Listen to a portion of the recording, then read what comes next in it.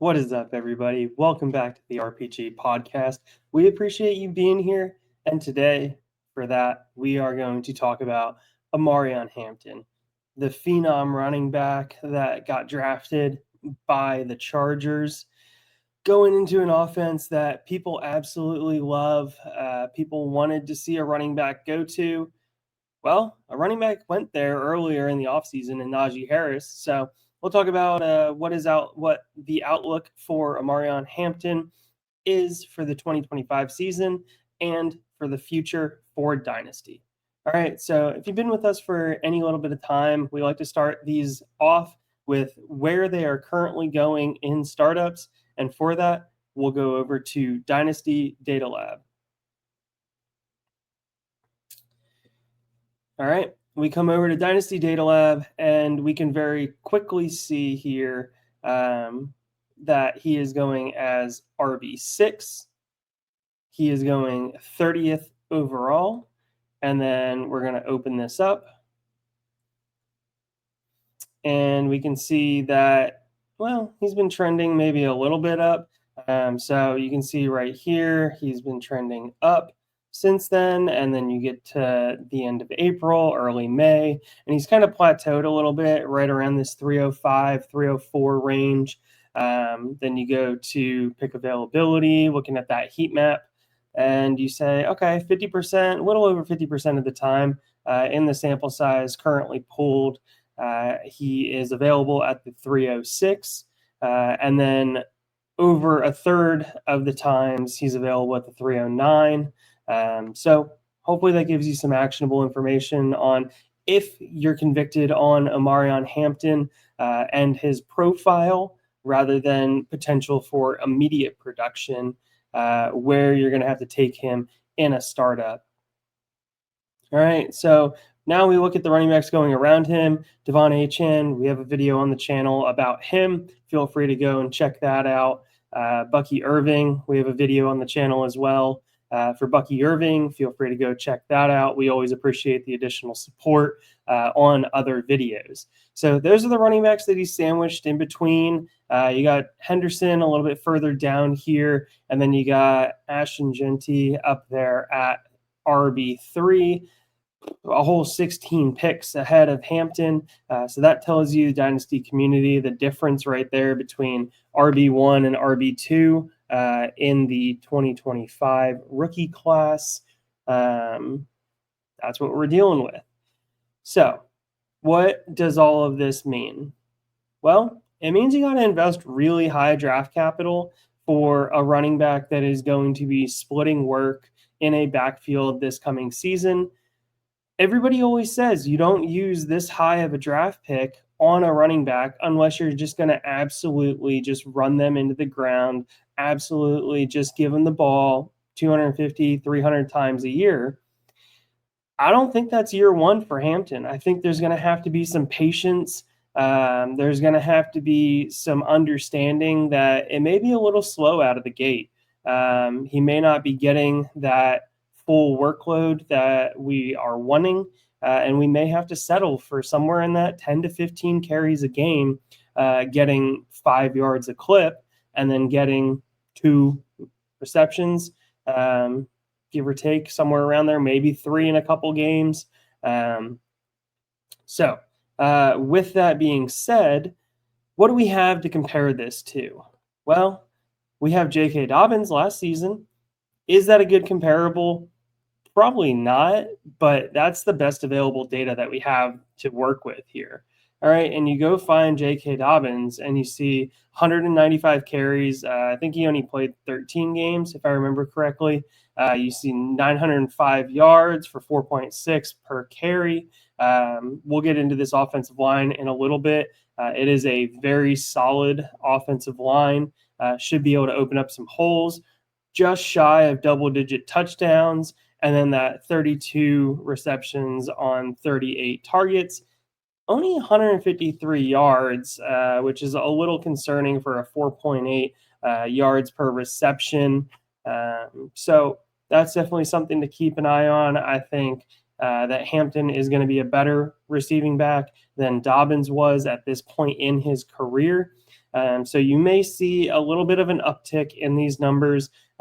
Year one, Hampton, you may be looking at 40 receptions on 52 targets, which is a solid receiving profile. Would expect him to probably be somewhere around 6.5, 7 yards per reception, maybe throw in a couple touchdowns. So receiving work will keep him elevated, keep him alive. Rushing, we know that Najee Harris is a volume king. We've seen that throughout his entire career. He is not a really explosive back. So Hampton splitting work in a backfield with him, running between the tackles. I have Hampton somewhere around 220 carries this season, which if he averages somewhere around 5 yards per carry, okay, you do the math on that. That's 1,100 yards. 1,100 yards would be putting him, somewhere up in this 14 to 17 range.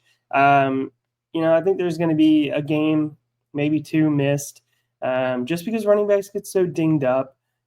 So overall, I think total fantasy points on the year, you're looking at somebody that's going to be in this 17, 18, 19 range, probably talking somewhere between 220 and 240 points on the season, which isn't bad considering that he has to split a backfield for this coming season in 2025. But you got to remember what we just showed you. He's going RB6 with the 30th overall pick. So if you're telling me I'm getting a middling RB2 production, this better be a team that I am just going super young, super high upside. This is a team that I am very much not expecting to compete in 2025. So that's the best way that you can utilize Hampton.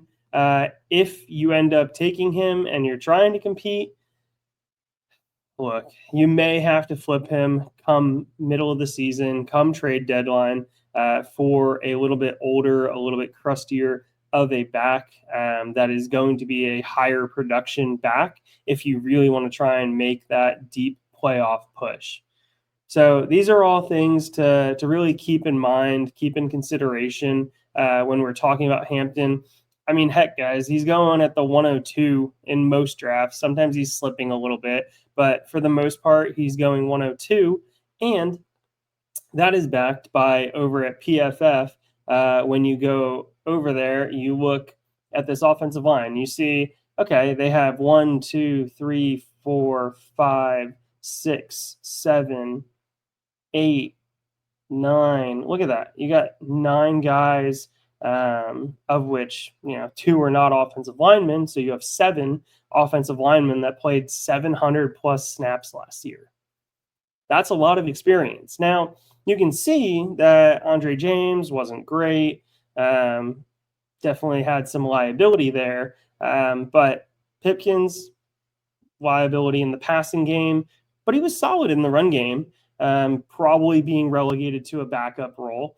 You're going to have Slater there, who is stalwart left tackle. You're going to have Joe Alt, who is just a former very high draft pick. Looks like it's saying 105 that he ended up going out of Notre Dame. He was a stud left tackle for Notre Dame in college, got shifted over to the right side because you're not going to beat out Slater as the Pro Bowl left tackle of this team. Both of those tandem together to form one of the best tackle duos in the league. And then they addressed guard in the offseason, bringing Mekhi Becton over from the Philadelphia Eagles. Once again, a former first-round pick, was a tackle for the Jets. Never really panned out at tackle, but he was able to use his road grader mentality that he had out at right tackle and a little bit at left tackle previously to slide into guard and be able to use that to his advantage at guard. Bozeman, liability in the passing game, but we're talking about running backs here. So, overall, you look at this, you see the PFF scores, 70, really good. Joe Alt right there, really good at 69.5. Slater, exceptional at 82.3. You pair that with a scheme that wants to run the ball, that wants to establish the run. I think they had north of 400 rushing attempts last year. So this is very clearly a team that wants to establish the run. They want to try and play some defense. They want to try and play some ball control. You expect nothing less out of a Harbaugh-led team with some potential for deep shots for wide receivers down the field, which hopefully stretching the defense vertically will allow for some bigger seams up the middle, some bigger seams for these running backs to be able to continue to run through this coming season. All right. All of that said, I think Omarion Hampton has a chance to be a really good running back, especially in 26, where he could take off as a top 7 running back with the volume, assuming that Najee Harris gets moved on from. Najee was brought in on a 1-year contract. So Hampton really has a chance for his stock to go up and through the roof. Next offseason, if he puts together a solid campaign, people will probably knock him down a little bit, though. Like, if you get to the trade deadline, Hampton could be one of those players that is gettable because people are saying, well, I spent the 102 on him, or, hey, I invested all this draft capital into him, and he's just not cutting it. He's not producing enough. So that may be something. You may be able to swing a Omarion Hampton trade come the trade deadline. So make sure to stay vigilant. Make sure to keep in conversations with the Hampton owner if that situation is to unfold. But all of that said, we appreciate you staying to the end. If you like this video, please give us a like. Please consider subscribing. We're working our way to 1,000 subscribers, and we would really appreciate the support. All right, y'all. Have a good night. Thanks for listening to another episode of the Fantasy Football RPG Podcast. If you made it this far, be sure to like and subscribe. If you want to check out written content, head over to lastwordonsports.com. Don't let the Goblins get you.